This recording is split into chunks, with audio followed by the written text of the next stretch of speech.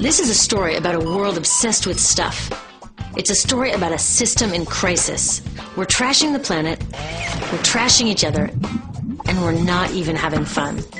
The good thing is that when we start to understand the system, we start to see lots of places to step in and turn these problems into solutions.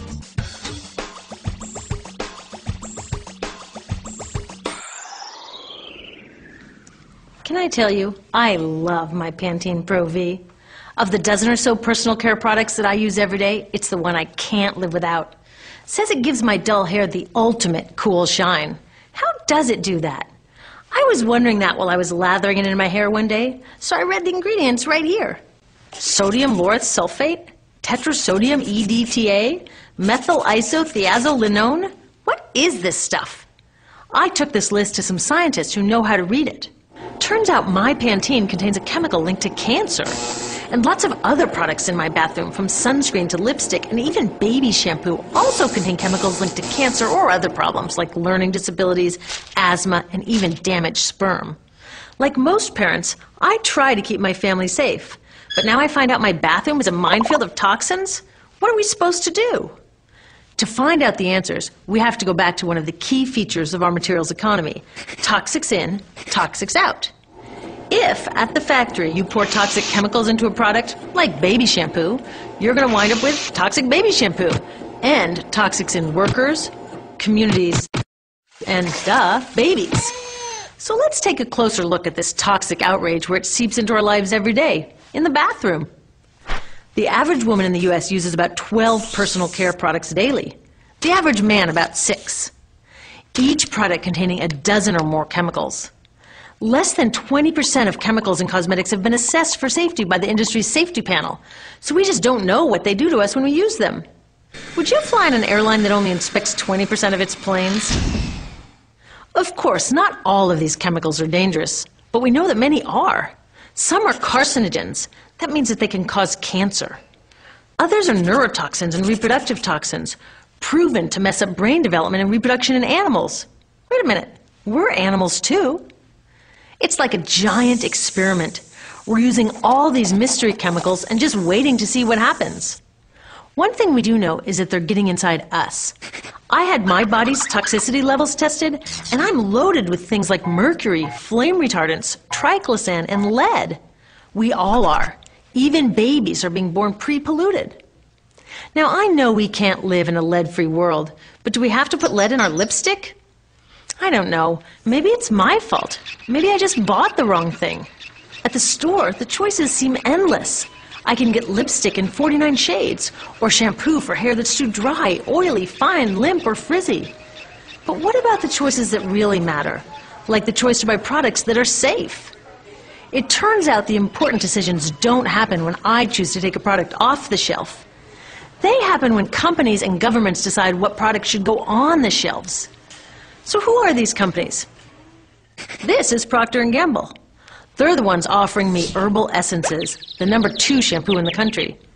It contains toxic petrochemicals made from oil. Since when is oil an herb? On cosmetics labels, words like herbal, natural, even organic have no legal definition. That means that anybody can put anything in a bottle and call it natural, and they do.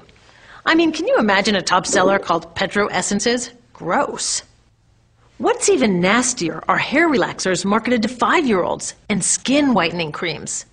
These are super toxic, both in their ingredients and in the message they send about what beauty is. Oh, here's Este offering me a chance to help find a cure for breast cancer. That's nice. But wait, they're also using chemicals linked to cancer. Don't you think the best way for Este Lauder to fight cancer is to stop using those chemicals in the first place? So really, I get to choose between meaningless claims on a bottle. But these guys get the real choice about what goes into those bottles.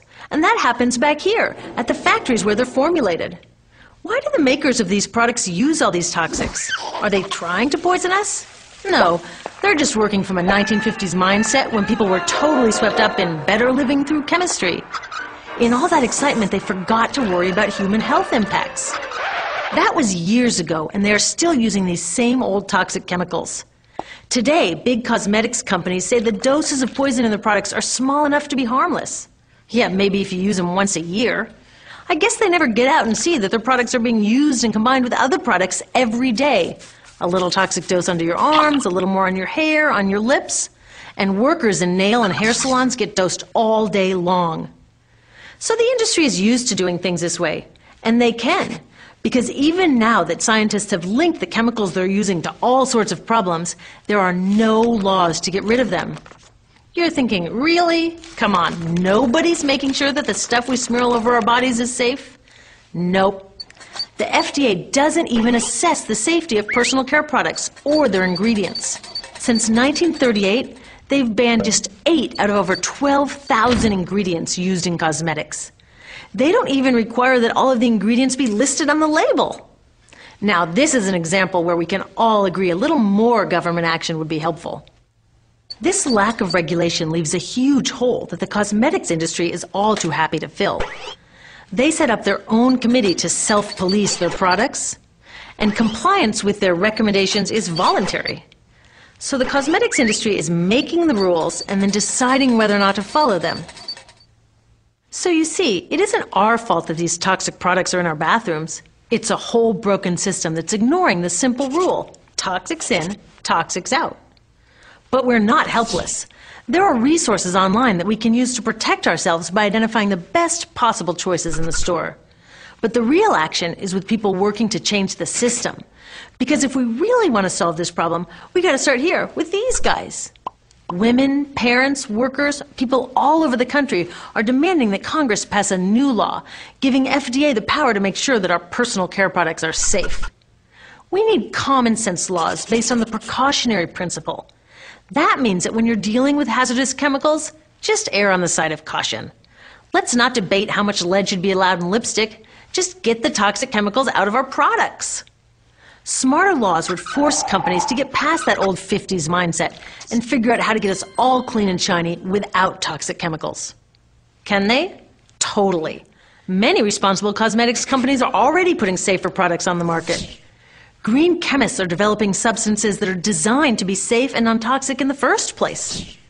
European governments have required the removal of many toxic chemicals, and companies have figured out how to comply.